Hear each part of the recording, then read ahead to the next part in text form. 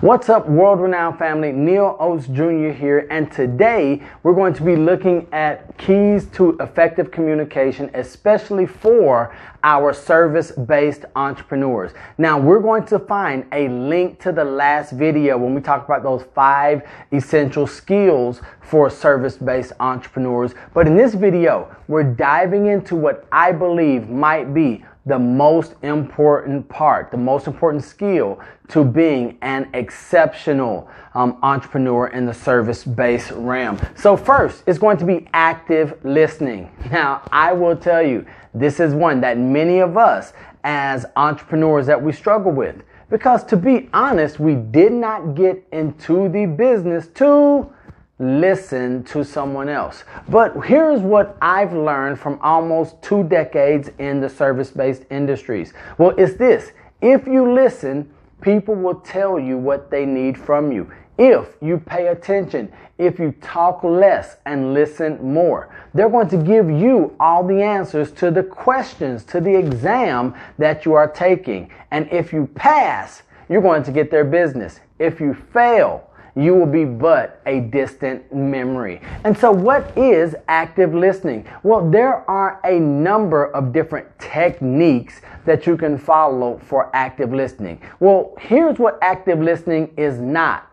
It's not acting like you're listening. It is not just waiting for the other person to stop talking long enough to take a breath so that you can interject your opinion. Oftentimes, active listening is listening with the intention to understand, not to be understood. It's taking the time out to read between the lines, asking clarifying questions. If you don't understand, say, could you explain that a little further? Because as we go a little bit further, we're going to see that active listening is the most important skill or subset of effective communication, and it's going to yield huge returns if we get it right. So if you have any questions about active listening, Google or just put a comment in the video section for comments below, and I would love to respond and get some information over to you. Next is going to be clarity.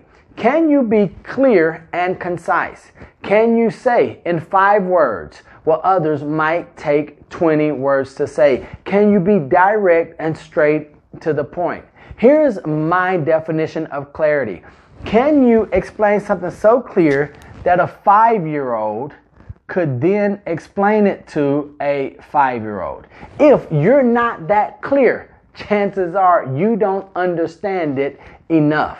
Because here's what I've come to find out. If I can take a complex idea, and if I could break it down for a 5-year-old to then tell another 5-year-old, then I have done my job. I understand something at a level. And it doesn't matter what industry that you're in as a service-based provider. It doesn't matter whether you're going to be a CPA or real estate agent. It doesn't matter what service-based industry you're in. Can you be clear? This next one is one that I know many of us have made the mistake of, and it's mastering nonverbal communication.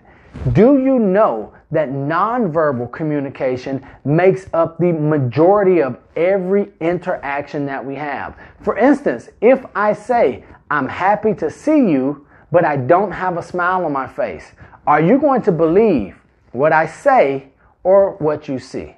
That's absolutely correct. That nonverbal communication is oftentimes going to be what the eye sees. So I'm going to challenge you.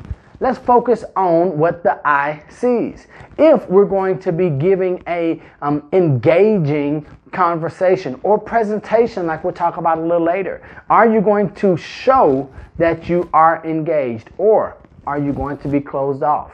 For those of us who are really client to client or face to face with our prospect? Are we showing open body language, or are we closed off? Are we showing them that we're sincere or not? So those nonverbal communication skills are going to be very important. Now, the great thing about the time that we're living in right now is that there are tons of research, many resources that we can go to figure out what the nonverbal cues are and how we're being read or perceived.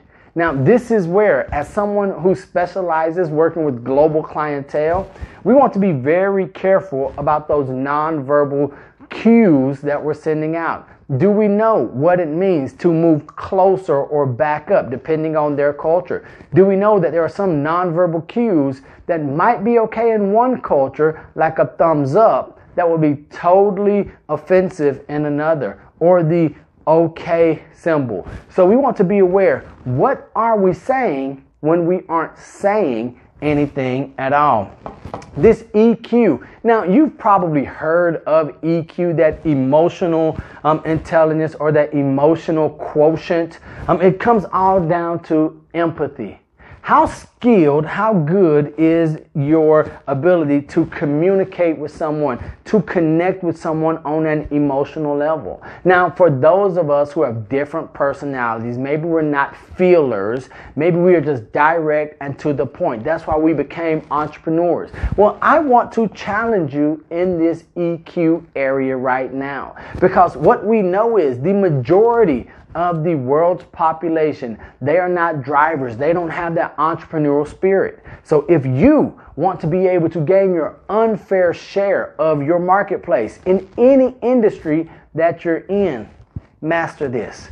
This whole idea of empathy right there. It doesn't make you weak. It makes you attractive, especially as a business owner, as an entrepreneur. We're going to see someone who says, man, they understand me, and they are someone that is in a position of power, someone who's taking charge of their life. So I want to work with, I want to give them my business. One, because they care about me. But two, because there's a boldness, there's something about them.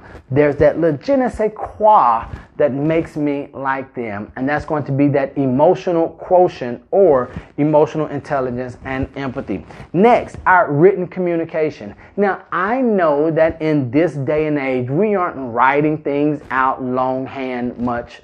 We also might not be typing blogs, but here's what we do know. If you can master written communication, if you can format letters or maybe proposals the right way, use grammar properly, all of those things are going to elevate you as a professional service provider much more than someone who uses written communication poorly, someone who isn't skilled in diction or pauses, knowing how to punctuate or what words to use. So let's take the time, even though it might be a dying skill, the best of the best, they still spend a lot of time on that written communication piece. And where we're going to bring all of these effective keys for communication, or keys for effective communication, is this one right here, these presentation skills.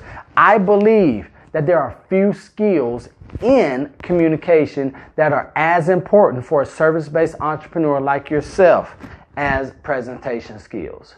I've mentioned in the previous video that when it comes to relationship building, people must buy you before they purchase the service that you provide. And the only way that I am going to want to buy you is because you're going to present yourself in some way, form, or fashion. And here's what I will tell you. Your presentation skills come into play long before you ever open your mouth. The way you dress, the way you groom yourself, the materials in which you present before ever meeting your client, your website or your videos, all of them are a part of your presentation skills. Now, you might be saying, Neil, I'm not a presenter.